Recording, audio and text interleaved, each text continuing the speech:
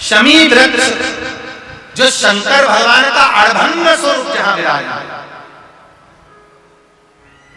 थोड़ा मदिरा पान करने वालों के लिए, व्यसन करने वालों के लिए, थोड़ा गलत कर्म करने वालों के लिए थोड़ा सा, और बहुत जरूरी है। मेरा नवयुवक बेटा बेटियों से ये निवेदन रहा है और आज फिर कहता है, आप तंबाकू खाते हो, आप गुटखा खाते हो, आप पाउच खाते हो, आपसे निवेदन है ये समझ लीजिए कि आप मौत की सीढ़ी पर अपना पांव रखना प्रारंभ कर दिए हो, और मौत की सीढ़ी पर पांव रखा, और कभी भी कोई बड़ी बीमारी आपको किसी भी समय पर घेर सकती है। एक बात बहुत ध्यान से उतारना, मेरे बेटा बेटियों से निवेदन, नवयुवक बच्चों से निवेदन, युवान बेटा बेटियों से निवेदन है, हम सुपारी खाते हैं या कोई सामान खाते हैं, बार बार हमारा गाल कटता जाता है, फिर ठीक होता है, फिर कटता है, फिर ठीक होता है, फिर कटता है, दांत में, जबड़े पर और गाल में झार झार सी पड़ने लगती है।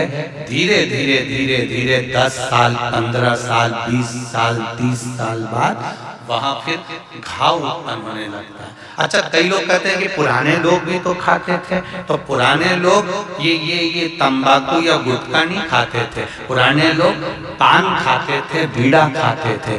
पान में चूना लगता था, कत्था लगता था, और पान में एक तंतु होता है बीच का, वो तंतु एक ऐसा, तुमने देखा होगा उस पे कैंसर का फोटो भी बना रहता है, ये नए नए पाउचों पर का भी तुमने देखा कि पान पर फोटो बना हुआ है, पर पाउच पर, गुटके पर उसका, समझो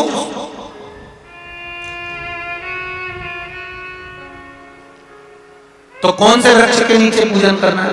जम के बोलिए जरा, जम के बोलो जरा, शमी वृक्ष के नीचे। रायपुर वालों को जो कथा मिली है, बड़े ध्यान से सुनना, ये कथा बड़े आनंद के साथ मिली। और जितने लोग आस्था चैनल पर सुन रहे हैं, जितने फेसबुक पर सुन रहे हैं, और यहाँ लाखों की संख्या में लोग बैठे होंगे, कई लोग तो अपनी अपनी टीम के ऊपर, छत के ऊपर चढ़ के बैठे हैं, कोई ट्रैक्टर पर, कोई गाड़ियों पर, कोई खंभों पर चढ़ के बैठे हुए। ध्यान से, बड़े प्रेम से सुनो इस कथा को, बड़े आनंद। शमी तत्व का वृक्ष और एक दुर्वा, मात्र एक बेलपत्र और एक दुर्वा। दुर्वा जानते हो ना, दूब बोलते हो कि दुर्वा बोलते हो? हाँ, दुर्वा बोलते हैं ना, हरा कलर की। एक दुर्वा और एक बेलपत्र। प्रयास करना जिंदगी में एक बार, जिन बेटा बेटी का मंगल विवाह नहीं हुआ हो, और जिसको लगता है कि भगवान शादी हो तो ऐसी जगह हो जहां हमारा आदर हो, सम्मान हो, सत्कार हो, जहां लोग हमारा आदर करें, सम्मान करें, सत्कार करें, ऐसी जगह विवाह हो जहां आदर सम्मान मिले। एक दुर्वा, एक बेलपत्र, जो सोमवार की अष्टमी के दिन नंदीश्वर का स्पर्श कराकर, नंदी का स्पर्श कराकर, जलाधारी का स्पर्श कराकर शिवलिंग के ऊपर समर्पित कर देता है, उसको जो वर प्राप्त होता है और घर प्राप्त होता है, वह अच्छा ही प्राप्त होता है। अदालत तक नहीं जाना पड़ता, तलाक तक बात नहीं पहुंचती, और उसके घर में सुख और समृद्धि रहती। क्या क्या चढ़ाना है? जम के बोलो जरा। एक दुर्वा और एक बेलपत्र। बहुत दिन सोमवार की अष्टमी, भगवान शिव की आराधना का दिन है सोमवार। कोठारी नगर, जलगांव, जिला जलगांव। फोन नंबर मेरा ये है, कहीं बैठी हो तो हाथ हिला सकती हैं। अगर कहीं बैठी हो, भाग्यश्री शंकर श्री, कोठारी नगर, जलगांव, जिला जलगांव। फोन नंबर ये है। पत्र आप लोग टीवी पर हमारे साथ में पढ़ सकते हैं। अगर कहीं बैठी हो तो हाथ हिला सकती हैं। गुरुजी, मैं जलगांव की रहने वाली हूं। आप कहते हैं सारी समस्या का हल एक लोटा जल है। गुरुजी, शिवजी को एक लोटा जल चढ़ाने का क्या महत्व है, इसका मैं वर्णन करूं। मेरे पति 18 साल से शराब के व्यसन में थे। मेरे पति व्यसन के कारण घर में इतना ज़्यादा लड़ाई झगड़ा होता था कि मुझे और मेरे बच्चों को खाना भी नसीब नहीं होता था। मैं बहुत दुखी हो गई थी। एक दिन मेरी सहेली ने बताया कि टीवी पर सीहोर वाले महाराज की कथा आती है, तो कथा सुनना चालू कर और शिवजी के मंदिर में 1 लोटा जल चढ़ाना चालू कर। मेरी सहेली कहती थी, हम तो बाबा के भरोसे चलते हैं, तू भी बाबा के भरोसे। और बाबा दिल से प्रार्थना कर। मैंने बाबा को जल चढ़ाना प्रारंभ करा, बाबा से प्रार्थना करना प्रारंभ करी। 1 लोटा जल चढ़ाती, जल लाकर उनको देती, बेलपत्र चढ़ाती, उनके पास रख देती। मैं बाबा का क्या गुणगान करूं गुरुदेव, बाबा सही में बाबा है, मेरे दुख का निवारण कर लिया। आप कहते हो मार्ग वही बताता है, उसने मार्ग बताया और मेरे पति ने डर कर लिया कि मैं शराब नहीं पीऊंगा। बाबा की मैं कृपा का क्या वर्णन करूं। पशुपति नाथ का केवल 3रा सोमवार था और मेरे पति ने खुद कहा कि मैं अब नशा करना छोड़ देता हूं। उसके बाद आज तक उन्होंने मदिरा को हाथ नहीं लगाया। मैं बाबा को यहाँ प्रणाम करने आया हूँ। पर विचार करना कि शंकर भगवान की शिवरात्रि साधना की रात्रि होती है। शंकर भगवान की शिवरात्रि एक आराधना की रात्रि होती है। हमने पहले भी कथाओं में कहा, हर महीने शिवरात्रि आती है, प्रत्येक महीने शिवरात्रि पड़ती है और प्रत्येक महीने की शिवरात्रि पर अगर आपसे बन सके, आप दुनिया में अगर आपके पास में लोग कहें कि ये बहुत गरीब व्यक्ति है, बहुत साधारण व्यक्ति है, इसके पास धन नहीं है, वैभव नहीं है, सत्ता नहीं है, इसके पास खुद का मकान नहीं है, इसके पास खुद की प्रॉपर्टी नहीं है, इसके पास खुद की दुकान नहीं है, दूसरे के यहाँ काम करता है, इसके पास कुछ भी नहीं है, हम उनसे कहेंगे 12 महीने शिवरात्रि आती है, 5 जगह पर चढ़ाई हुई बेलपत्र, आप 1 वर्ष 12 शिवरात्रि का एक नियम ले लो, 5 जगह पर बेलपत्र समर्पित करना सीख जाओ। 1 बेलपत्र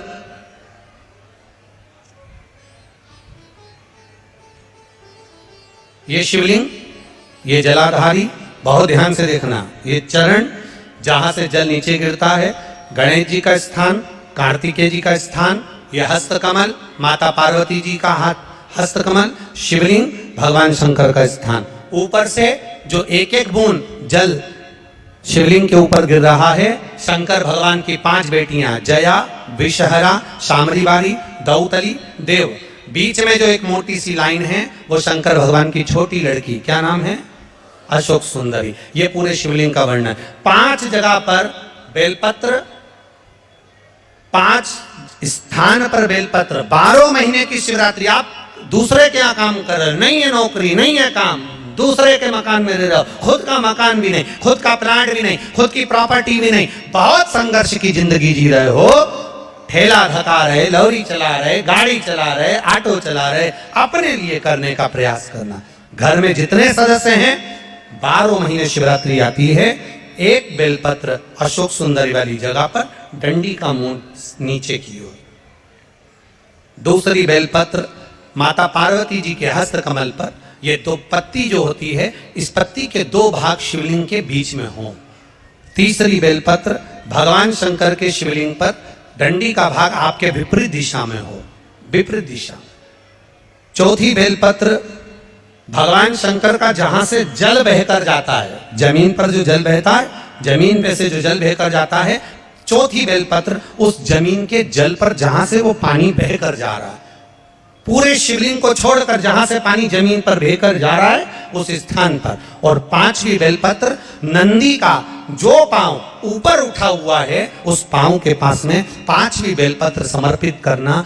1 शिवरात्रि से लेकर 12 शिवरात्रि जो 1 वर्ष तक कर लेता है, 1 वर्ष अपनी कड़ी मेहनत के साथ में मेहनत पूरी करना। और ये 5 बेलपत्र, 5 बेलपत्र हर महीने जो शिवरात्रि आती है उस पे समर्पित करना प्रारंभ कर दीजिए और मेहनत करना प्रारंभ कर दीजिए। आपको आपके कर्म का फल मिलेगा। साल भर के अंदर आप अच्छे बनकर बैठ सकते।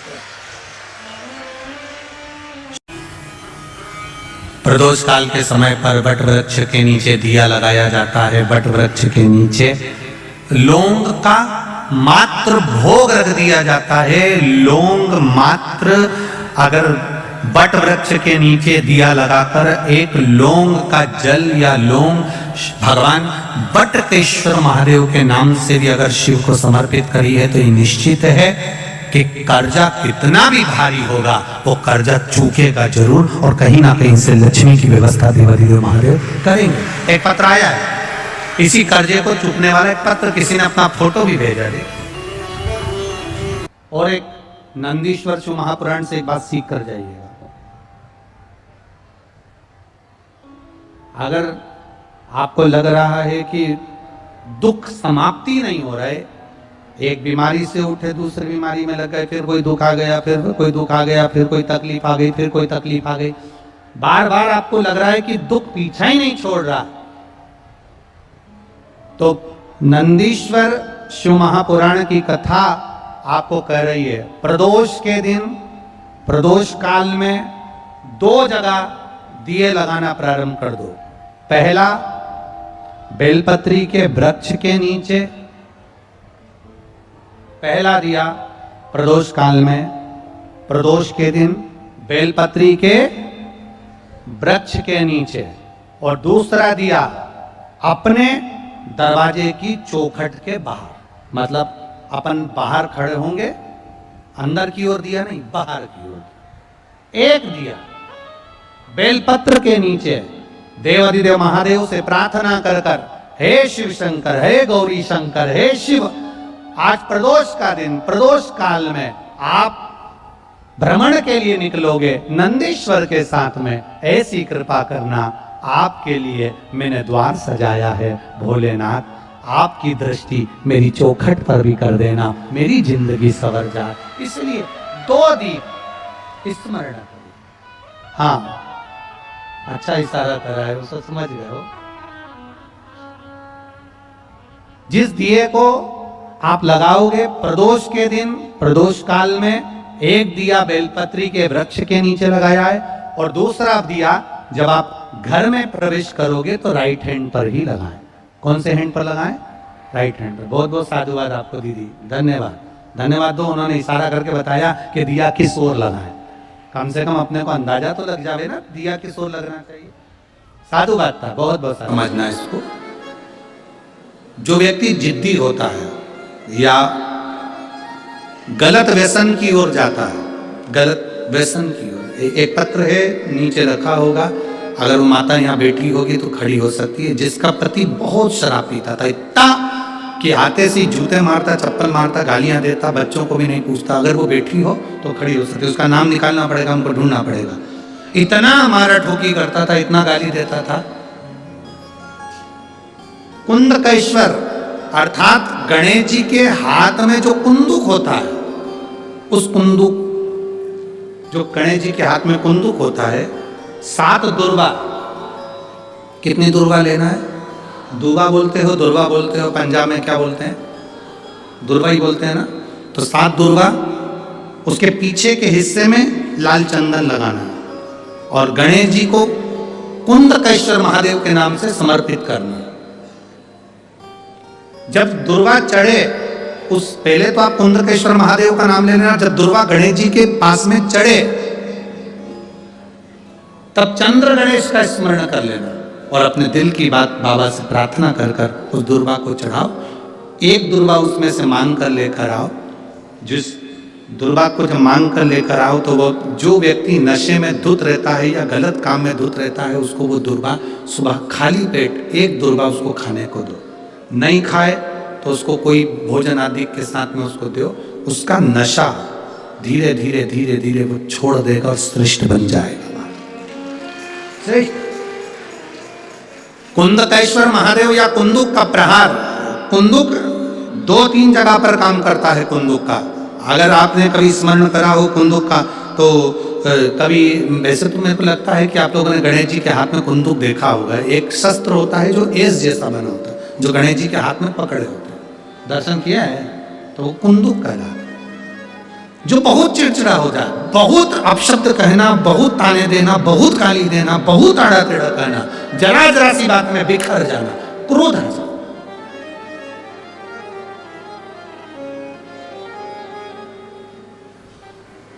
शमी के पेड़ के नीचे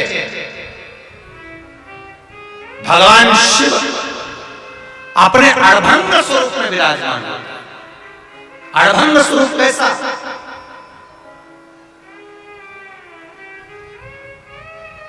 हम क्यों कहते हैं कि आप लोगों को भी पहले कहा, शमी का जो पत्ता होता है, देखा है शमी का जो पत्ता होता है, हम पहले भी कथा में कहा है, जो व्यक्ति मदिरा में डूबा रहता है, नशे में डूबा रहता है, जो व्यक्ति बहुत ज्यादा मात्रा में ये तंबाकू गुटखा या पाउच आदि खाता रहता है और उसका गुटखा पाउच छूटने को ही तैयार नहीं होता, वो बेचारा प्रयास करता है, ऐसा नहीं कि नहीं करता। आजकल के जमाने में तो कितनी बड़ी बड़ी बीमारी होने लगी, कैंसर जैसा रोग होने लगा, तो वो छोड़ना चाहता है, ऐसा नहीं कि नहीं छोड़ना चाहता। हर व्यक्ति चाहता है कि मैं व्यसन को छोड़ दूं, पर थोड़े दिन छूटता है, वापिस वो उस व्यसन में लग जाता है। तो हम पहले भी इस कथा को कहे, शमी के वृक्ष के नीचे शमी के मिट्टी का शिवलिंग बनाकर, शमी के वृक्ष के नीचे शमी की ही मिट्टी का शिवलिंग बनाकर उस पर जो बेलपत्र समर्पित करता है और शमी पत्र समर्पित करता है, वो बेलपत्री को उठाकर ले आता है, शमी पत्र के साथ में शिवलिंग की पूजन करी हुई शिवलिंग का विसर्जन कर देता है। उसी दिन उस बेलपत्र को, लाए हुए बेलपत्र को जो शमी पेड़ के नीचे पूजन कर कर बनाया गया है, उस बेलपत्र को जो नशा करने वाला व्यक्ति होता है उसको 3 दिन तक लगातार, पहली पत्ती बीच की, दूसरी पत्ती राइट की, तीसरी पत्ती लेफ्ट की, जो एक एक कर कर 3 दिन तक खिला देता है। 3 या 4 बार अगर प्रयोग कर लिया तो ये निश्चित है दूसरी बार वो नशे में धुत नहीं होगा, ये निश्चित। शमी वृक्ष जो शंकर भगवान का अड़भंग स्वरूप जहां विराजमान, थोड़ा मदिरा पान करने वालों के लिए, व्यसन करने वालों के लिए, थोड़ा गलत कर्म करने वालों के लिए थोड़ा सा और बहुत जरूरी है। मेरा नवयुवक बेटा बेटियों से निवेदन रहा है, आज फिर कहता है, आप तंबाकू खाते हो, आप गुटखा खाते हो, आप पाउच खाते हो, आपसे निवेदन है ये समझ लीजिए कि आप मौत की सीढ़ी पर अपना पांव रखना प्रारंभ कर दिए हो और मौत की सीढ़ी पर पांव रखा और कभी भी कोई बड़ी बीमारी आपको किसी भी समय पर घेर सकती है। एक बात बहुत ध्यान से उतारना, मेरे बेटा बेटियों से निवेदन, नवयुवक बच्चों से निवेदन, युवान बेटा बेटियों से निवेदन है, हम सुपारी खाते हैं या कोई सामान खाते हैं, बार बार हमारा गाल कटता जाता है, फिर ठीक होता है, फिर कटता है, फिर ठीक होता है, फिर कटता है, दांत में, जबड़े पर और गाल में झार झार सी पड़ने लगती है। धीरे धीरे धीरे धीरे 10 साल, 15 साल, 20 साल, 30 साल बाद वहां फिर घाव उत्पन्न होने लगता है। अच्छा, कई लोग कहते हैं कि पुराने लोग भी तो खाते थे, तो पुराने लोग ये तंबाकू या गुटखा नहीं खाते थे, पुराने लोग पान खाते थे, बीड़ा खाते थे। पान में चूना लगता था, कत्था लगता था, और पान में एक तंतु होता है बीच का, वो तंतु एक ऐसा होता है जो अंदर बीमारी को पनपने नहीं देता। इसलिए जो बुजुर्ग लोग जो पान खाने वाले होते हैं, केवल जो पान का सेवन करते हैं, उनको कभी ये बड़ी बीमारी का रोग सताता नहीं है। और जो ये नया नया पाउच आता है जिसपे तुमने देखा होगा, उस पे कैंसर का फोटो भी बना रहता है, ये नए नए पाउचों पर कभी तुमने देखा कि पान पर फोटो बना हुआ है, पर पाउच पर, गुटके पर उसका समझो।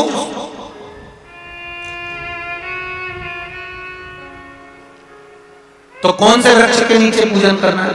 जम के बोलिए जरा, जम के बोलो जरा, शमी वृक्ष के नीचे।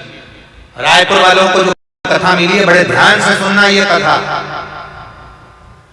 बड़े आनंद के साथ मिली हो। जितने लोग आसपास चैनल पर सुन रहे हैं, जितने फेसबुक पर सुन रहे हैं, और यहाँ लाखों की संख्या में लोग बैठे होंगे। कई लोग तो अपनी अपनी टीम के ऊपर, छत के ऊपर चढ़ चढ़ के बैठे हैं, कोई ट्रैक्टर पर, कोई गाड़ियों पर, कोई खंभों पर चढ़ चढ़ के बैठे हुए। ध्यान से, बड़े प्रेम से सुनो इस कथा को, बड़े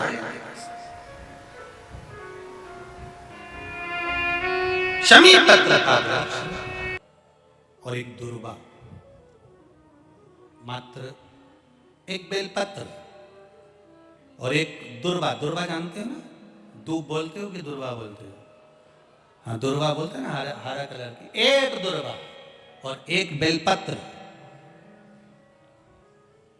प्रयास करना जिंदगी में एक बार, जिन बेटा बेटी का मंगल विवाह नहीं हुआ हो और जिसको लगता है कि भगवान शादी हो तो ऐसी जगह हो जहां हमारा आदर हो, सम्मान हो, सत्कार हो, जहां लोग हमारा आदर करें, सम्मान करें, सत्कार करें, ऐसी जगह विवाह हो जहां आदर सम्मान मिले।